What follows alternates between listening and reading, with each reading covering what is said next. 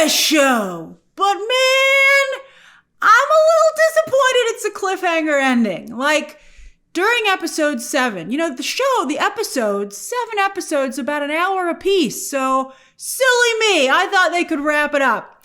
But about, a third of the way through episode 7, I was like, I don't think they have enough time. And they didn't. Amazing cliffhanger ending. So I'm kind of bummed because I so love season 2. I mean, it was such an incredible binge. I'm like, give it to me now. I need to know the answers. So many burning questions, so many dangling shoes to drop.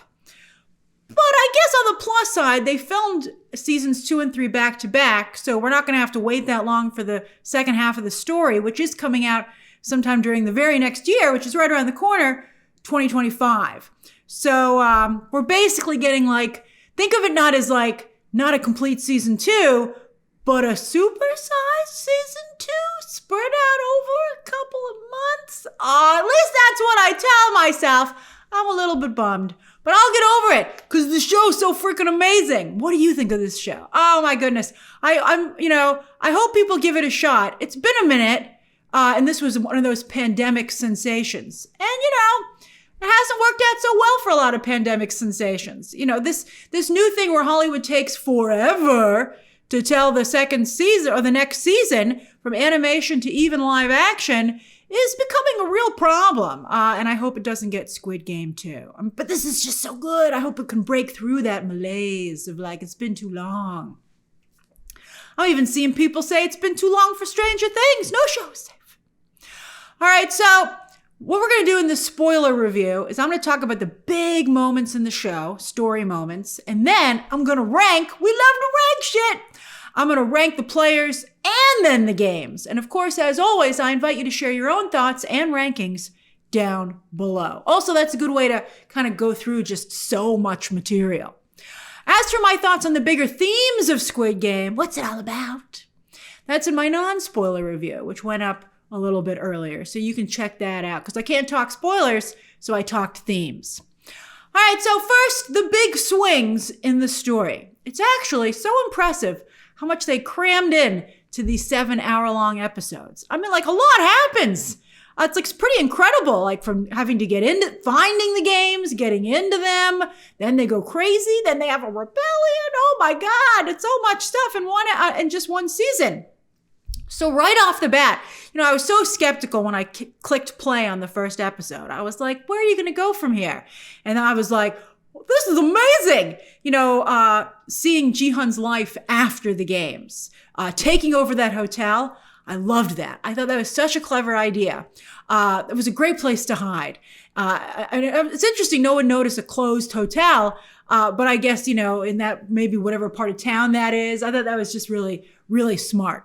I loved the practicality of it. It gave him a training ground. I loved how he knocked down the walls in several hotel rooms to kind of create this art. It reminded me actually, when you think about it, even with the coloring of and I don't know if this was intentional on Ji-hun's part or just from a production design standpoint, but it was a homemade version of the atrium maze. What is it? I think Escher is the artist, right? The stairs. I just thought that was really cool. So he has that space that he's made for himself. And then also the way he kept the blood money. He just had it as a giant, very neatly made pile on a bed. And he was just eating away at it slowly to try and use it just to end the games because he felt tremendous guilt over having won that money.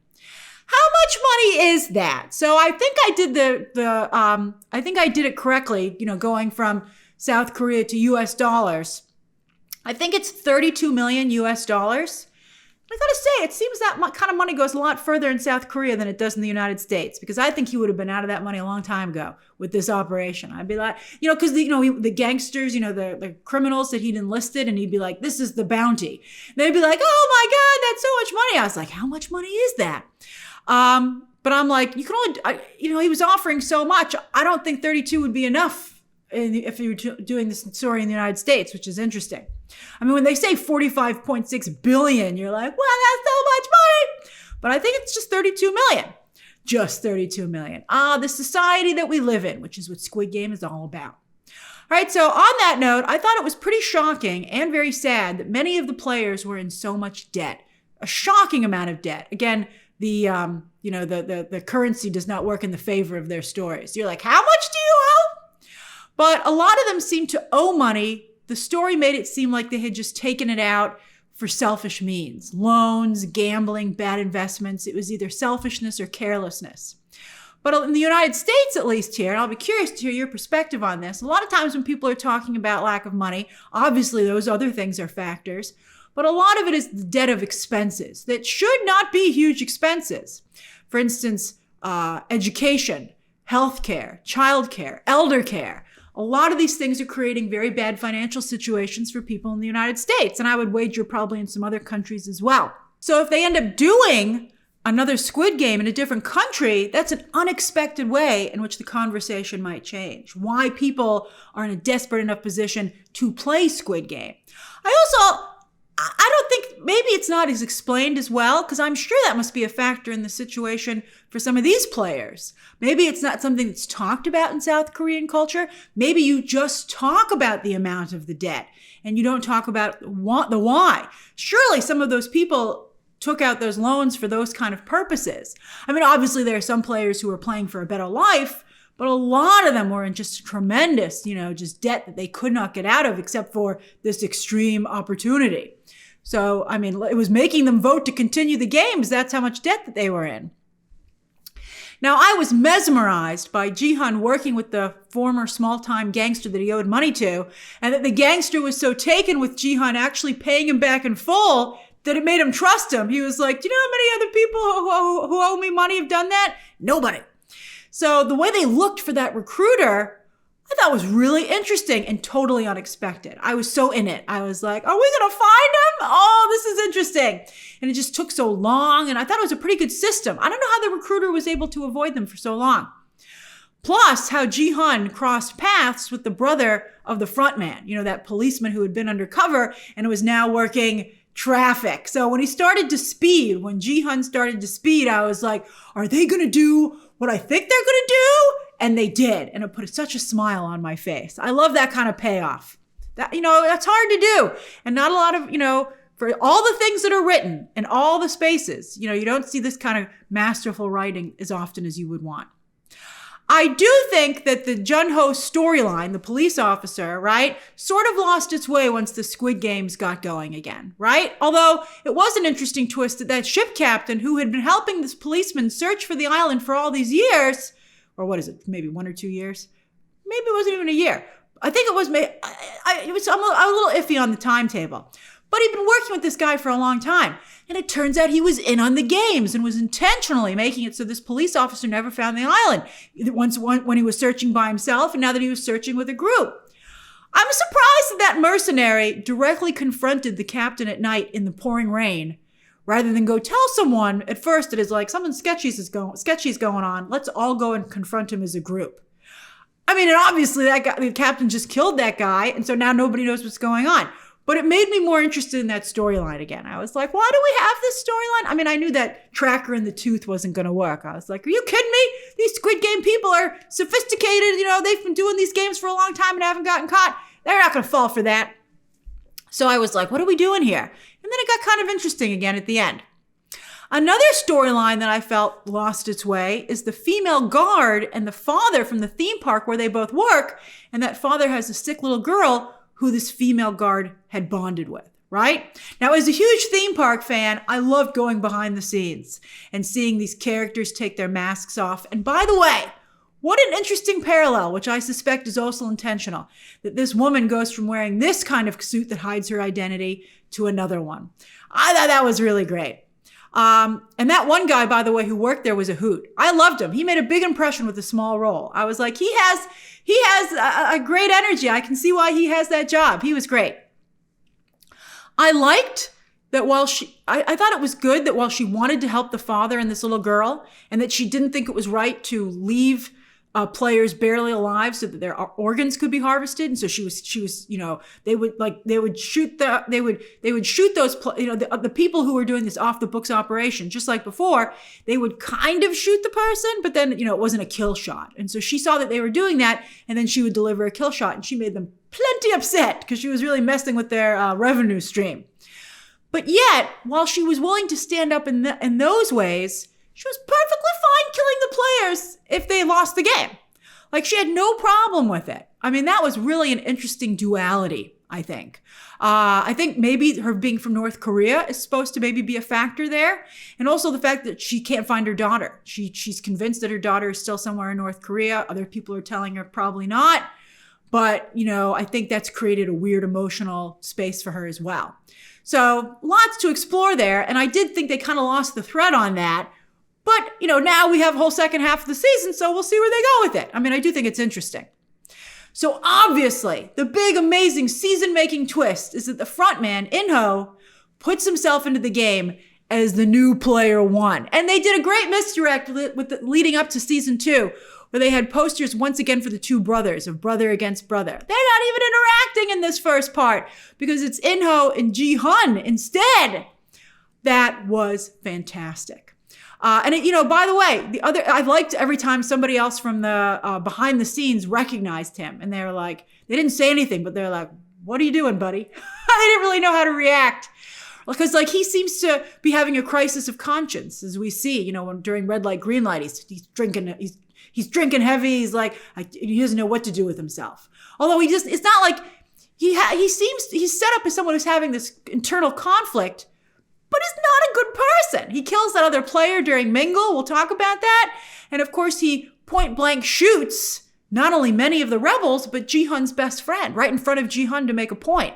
So you're like, he's not a good dude, even though they kind of make you think that maybe he is. And I love that. I love that. Now, of course, player one was so important to the first season, revealed to be the creator of the games themselves, who, terminally ill, decides he'll play them himself, see what it's like, take a gander at what he did. Because, he's going to die anyway. And it's like, how do you top that? So the fact that they not only, with this twist, I think do top that, but honor it. It honors it as well. I mean, it's just incredible. I mean, it's just so good. When player one, that you knew it was some kind of reveal because you only saw his back. But then when he turned around and it was the front man, I was like, season 2 is cooking with gas. This is amazing. This is phenomenal. I knew it was special. I knew I was in for a treat for sure. I was already really massively enjoying it up to that point. But then I was just like, you win. You win all the praise and prizes. And the voting. Now, that it was always such a close vote was such an incredible idea. Not only because it creates this edge of your seat tension, but because it mirrors many current political situations where people find themselves not only starkly divided, but somehow evenly divided. And you can't comprehend how the other side would vote the way that they do. And they have a very fantastic, well-executed metaphor for that here. I mean, I think it's just so cool. And I'd love to hear how it maybe applies to your country and your situation that perhaps your country finds itself in. Because let me tell you, it certainly reflects what's going on in the United States right now. Also, that when people vote, this underscores that they always assume that the bad stuff that they're being warned about will happen to someone else. And it happens here too. They're like, oh, someone else will die playing the next round. I'm going to be fine. I thought that was great. And it's not a secret vote. You got to wear your vote literally on your person, and that creates an added layer to the games, and that you're trying to convince other players to change their vote. And if you can't convince them to change their vote, maybe you kill them to change the vote. That was amazing. That was amazing. Now, at first, it was funny that this new group of players was so anti-authority. Like when they first assembled and they were like, who changed my clothes? Where's my phone? Who the heck are you? What are you telling us? Why can't we call anybody? Why can't we go? It was hilarious. They were so unruly. I just thought it was fabulous the way they were questioning the guards. And the guards were like, what? But then it evolves eventually to the bathroom fight, where Squid Game uses these players' aggression and anti-authoritarianism against them by giving them the forks in their meal, which of course turn into weapons. And that moment when Ji-hun realizes what Squid Game is doing, That was beautiful. He was like, did you just weaponize us? And I was like, I think they did, Jihan. Oh, don't go to the bathroom. And then, of course, the rebellion. If it wasn't for player one secretly working against them and switching sides, they might have actually pulled it off. Jihan leads a select few, taking the guards' guns to try and breach the control room. And it was amazing to see this carefully constructed world that was so not only so carefully constructed, but controlled, descend into chaos. I was like, you're going to need a lot of spackle to fix this place. Like when they had that atrium, that main atrium, it just became riddled with bullet holes. And I was like, the paint job is ruined. Oh my goodness. I mean, that was just really visually striking. I also think that the rebellion, was the most revealing sequence in the season about the players. And it really revealed some truths about the players that up until this point, they had somehow still managed to hide. All right, on that note, let's rank the players. And again, I invite you to rank the players yourself down below. All right, so first up, I think the best player in the game is the front man, player one. What a performance from Lee Byung-hun. He's Storm Shadow from the old G.I. Joe movies, and he's done some other Hollywood work. He was in that horrible Terminator movie. It reminds me of Tadanobu Asano over in Shogun, and that you see these actors from other countries in these B and C roles in these films, and the roles aren't very good, and therefore you assume the actor's not particularly good. But then when you see them get a role like this, you just feel like, oh, Hollywood, you've wronged this actor. Like Asano in Shogun, I'm like, the guy's fantastic. And here, Byung-hun, what an actor. Although even in the first season of this show, his role was underwritten, and I didn't think much of him there either. So I'm like, oh my goodness. What's the saying? I was not aware of your game. I mean, just really stunning stuff. With the first player one, we didn't know who he was, but here we know who this is. So to watch him in real time manipulate and win over the crowd, but particularly Jihan, because he knows about Jihan, that little bit we know about the front man and what happened with his daughter and his wife, you see that coming to play with the pregnant player a little bit. But for the most part, player one is holding all the cards, and to see him operate like that is just really fascinating. And also the way he carries himself. He is a self-made aristocrat, but an aristocrat nonetheless. So he really stands out as he pretends to be part of the working class. It's like, it's very similar to Parasite, but, one of the people who lived in the house was like, oh yeah, I'm one of you. And you're like, who are you kidding, man? It was great, but no one picks up on it.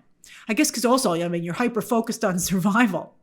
And then in the end, when he killed Jihan's friend to punish Jihan, an aristocratic psychopath. I think he really is a psychopath. That's amazing. You thought they were humanizing him with the brother telling the backstory and with him getting in the group with everybody. And you're like, nope, he's a monster.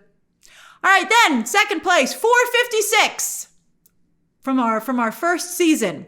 Lee Jung-jae, he still very much commands the screen. And I'm impressed that he's able to really make Jihan seem like a changed man, a man racked with guilt, but yet still clearly the guy that we got to know in the first season. I thought the show had put itself in a corner and a dead end with the crazy look they had given Jihan at the end of season one with that bright red hair and everything. I was like, where could you go from here? But then when he's in the bathroom at the beginning of the season, having just cut out the tracker, and that boy walks in on him, and there is Jihan standing there naked with the bright red hair and the blood dripping down him, and he's like, I'm going to need a few more minutes. It was funny, and wow, also what a shot. That was you were just like, wow. Again, early signs that we were in for a treat with this season. I also really like how season 2 handles having a repeat player in the mix. Like first, no one believes him. And then, and I didn't expect this, they're like, whoa, we have a cheat code. He'll help us. Let's keep playing because he's going to help us. I thought that was great. 2:30. Next up, 2:30. My boy Thanos. What a performance. When during red light, green light, when he was high on the drugs that he'd smuggled in his necklace, when he pushed those innocent players and said, bye-bye, I was shocked. I gasped out loud. What a fantastic idea. What a fantastic addition that sometimes the enemies also can come within. I mean, I think that happened to some degree in season 1. Again, it was a long time ago, but this really leveled things up in an amazing way. And also the flair from the emoji hair to sometimes speaking in English to calling himself Thanos and rocking Infinity Stone nail polish, right? And yeah, he's also an online rapper, so he was like a mini celebrity among some of the players. That was such a great idea. They all wanted to take their photo together, and the guards are like, it's not allowed. And they're like, oh, you're a buzzkill. Why can't we take our selfie together? And I was like, that's hilarious. And by the way, he might call himself Thanos, but to me, he was clearly the Joker of Squid Game because he was an agent of chaos. And how poetic that he wasn't killed during one of the games, but during that bathroom fight that he started. F around and find out, even in Squid Game. All right, then next up, 120. As expected in today's really divisive climate, even before season 2 dropped, this trans character became instantly divisive as soon as she was announced. Conservative audiences, some of them are saying they weren't even going to watch because of her. And then some liberal audiences were upset that she wasn't being played by an actual trans actress. As I've said in some of my coverage up until now, I think this is a huge step forward for South Korea. You know, not every country is in the same place in terms of the process of proper representation. And I think Park Sung-hoon gives a beautiful, nuanced, moving performance here that deserves respect. And I really, it makes me mad to see anybody undercutting it. And I hope once people see it, he'll get the praise that he deserves. Now, when Ji-hun tries to get that injured player, I think he was killed by one of those organ harvesters. But it was a really sloppy wide shot. You're like, you only kind of got that guy. You know, like it was not even like masquerading as a kill shot. So Ji-hun tries to get him across the finish line and there's only seconds left on the clock. Who steps forward to help? 120. At that point, we didn't even know that she's a former Special Forces soldier. That bravery, I think, not only spoke volumes about her as a person, but I think about the LGBTQ community and that, you know, it's the family that you make. And I think that they so often will put themselves on the line for someone they don't even know. And I thought that was just beautiful. But yes, we find out that she's a former Special Forces soldier who has been ostracized, not just from her job, but her family when she starts to transition. She wants enough money to go to Thailand and pay for her transition surgery. And I thought the conversation that's had later on in the season about the better life that hopefully awaits her in Thailand was really amazing. You know, not only the other players, how they talked about it, but also that it ended up being, you know, kind of her wondering, you know, and her fear that maybe she would never be seen as beautiful. And the other players telling her that she was beautiful right now. I just thought that was just fantastic. Just so many great moments with this character. Great moment after great moment after great moment. Like when she's looking for a group to join in the second game, you know, they have to pair up in groups of 6. I think it was 6, 6 or 5. But anyway, and almost everyone is avoiding her, right? And how she navigates the crowd, hesitant, nervous, scared, but also regal. Queen indeed. The regality of the character, I think, was something really beautiful, but also I think reflects the trans community. Because you see that kind of demeanor in the way that a lot of trans people carry themselves, you know, very deliberate, very intentional, very hesitant as well. Really an amazing performance. As I've said before, I thought this was a trans actress in the role. That's how strong I thought the performance was. And then, of course, in the end, when she's central to the rebellion as a former Special Forces soldier, leading the charge, saving many of them, and she's the one who goes back for the extra ammunition, really putting herself in the most danger up there right with Ji-hun. I mean, that was just incredible. I think one of the best trans performances and characters I've ever seen in popular entertainment. I hope that this character, I hope everybody gives her flowers and the actor his flowers once they actually see the show. All right, then 007, so not a James Bond character, so I think that's funny they gave him 007, and 149 as mother and son. Although he does like to gamble, and that's why he's in such tremendous debt. And she entered the games to try and pay off his debt. What is it? The Gift of the Magi, Squid Game edition. This actress, Kang Ai-shim, I think in particular, really sells this duo. She does great. And I think by far and away one of their most amazing moments was during Mingle, when you have to divide up into groups, and, you know, one of the other groups just grabs her son and says, oh, you don't need that old lady, because they don't know that it's his mother. And he's pulled away from his mother, and the way they look at each other, and he doesn't protest. And I think that, again, I think it's this moment, it's very complex, because he's like, is he really gonna abandon his mother? But does this mean that he'll survive? I think that's what her perspective on it is. I mean, she's like, whoa, sucks for me, but at least she knows her son will be okay because that's her top priority. So that was just really complex. And then it became even more complex when our main group grabs her and they're like, where's your son? And she's like, oh, he's with another group. And they're like, he abandoned you? And then she defends her son because she doesn't want that to be their truth, either of them. But also I think because of the complexity of the situation at that moment and that it was just so complex. But that was incredible. That was great. I didn't expect a mother-son dynamic here. You had the husband and wife, I think, in the first one, but mother-son, I think, is even more interesting. It was really great. Speaking of connections to the world outside the games, 390, Ji-hun's sort of friend from his life before he played the first games, who's going through a very bitter divorce, which is one of the reasons he needs the money, but also he's a former Marine. Now, he's a great character in that he's someone for Ji-hun to bounce things off of and to talk to so he doesn't have to have an internal monologue. As a former Marine, he really helps out in the action sequences, right?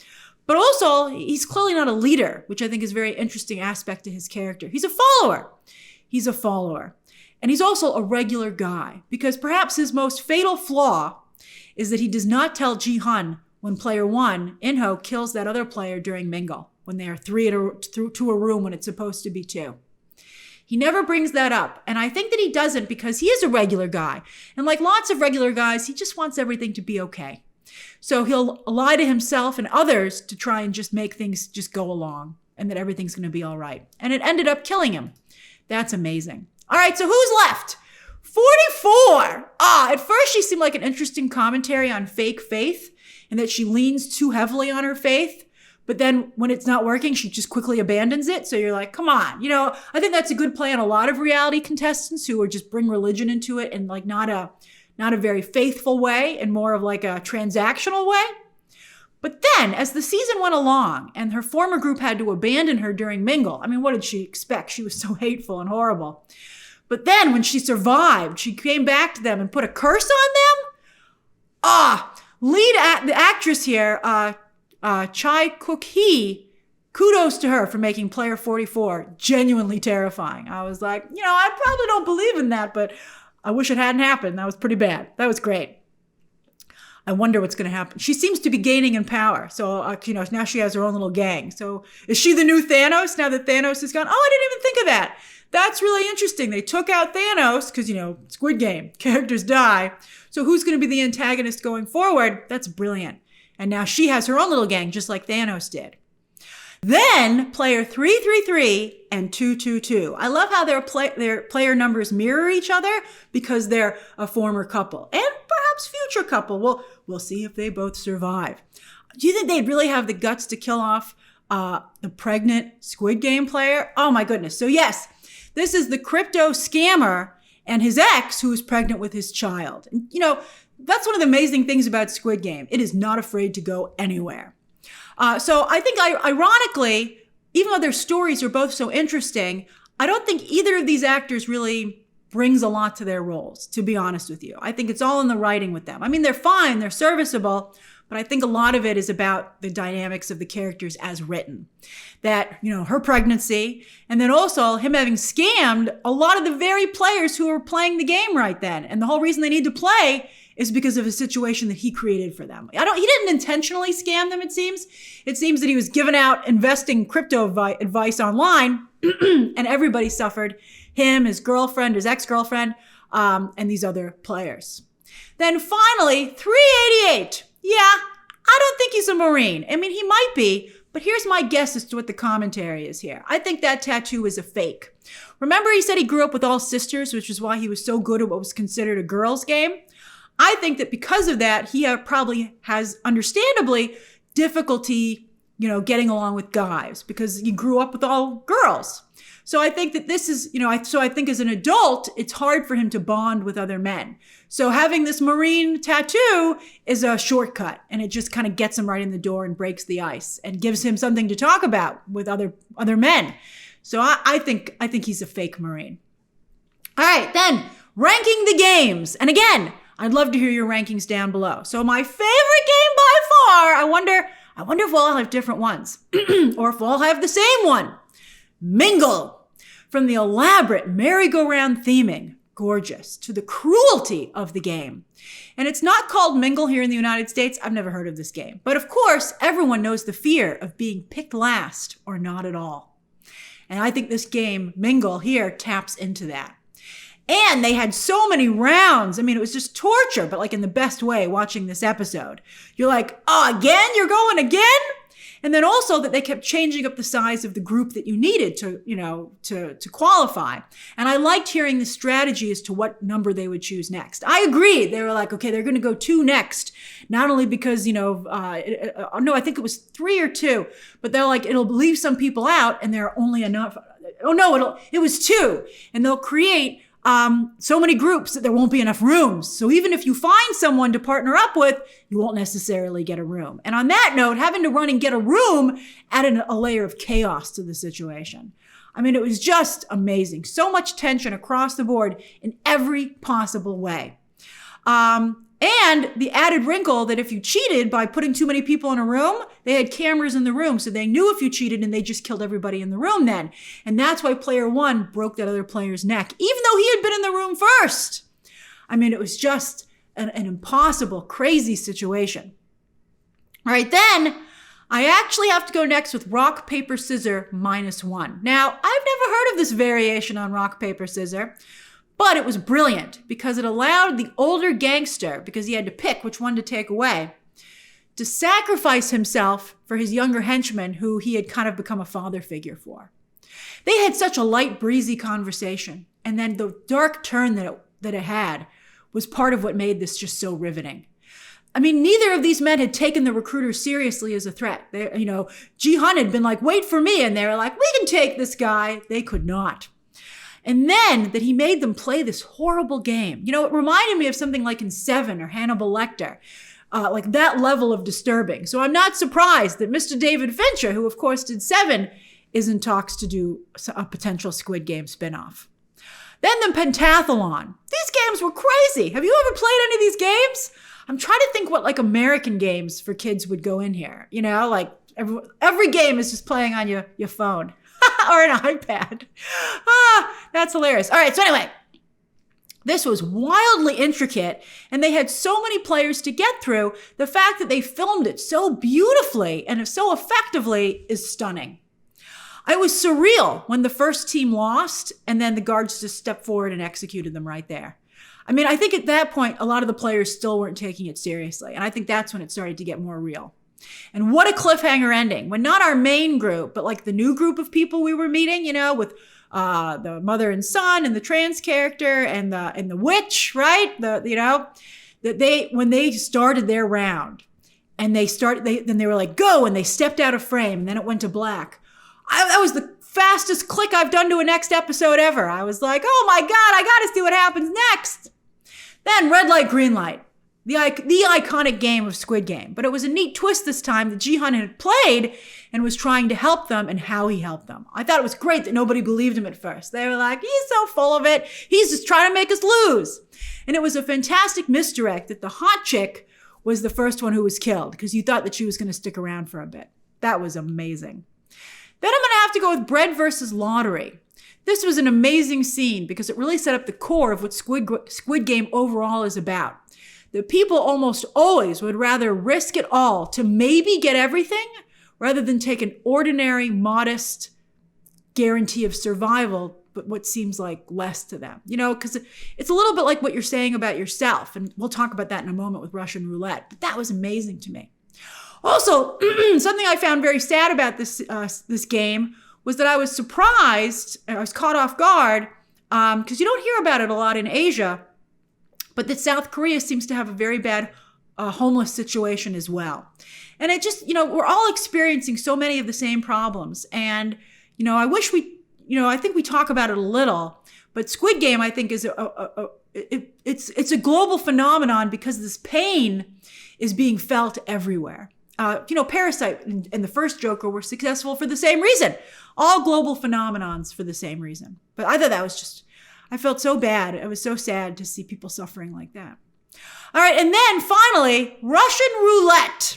What made this game interesting is, again, what it's said about you. if you didn't pull the trigger, and what Ji-hun and the recruiter said to each other to get the other one to pull the trigger. I was like, whoa, like, wow, like fear of what it would say about them if they didn't pull the trigger. A fate worse than death, right? I think it not only highlights how Ji-hun has nothing to lose at that point and the lies that the recruiter tells himself, but also the importance of honor in Asian societies. Because I don't know if in America that would work. Although I gotta say, based on, I don't know how much shit people are talking on social media, but I think you could maybe goad a couple of people into playing with some of the statements. But it was amazing. But what made the game amazing was not so much itself, but what it said about, what it revealed about not just Ji-hun, but particularly about the recruiter. That was like the most amazing interview ever. And he ended up not being hired or fired, I guess you could say. So yes, so much to discuss with Squid Game Season 2. Squid Game Season 3 can't get here fast enough. And I would urge them not to drop it around the holidays this time, because I think for the awards sequence, they were just a little bit too late. So I think, I don't think that we'll see how the viewership numbers are, but I think that it messed them up a little bit. So anyway, who are your favorite characters? What are your favorite games? What are your favorite moments? Did you think anything didn't work? I'd love to hear your thoughts down below. Share those thoughts down below in your rankings. Subscribe today. And of course, as always, you can check out some more videos right now.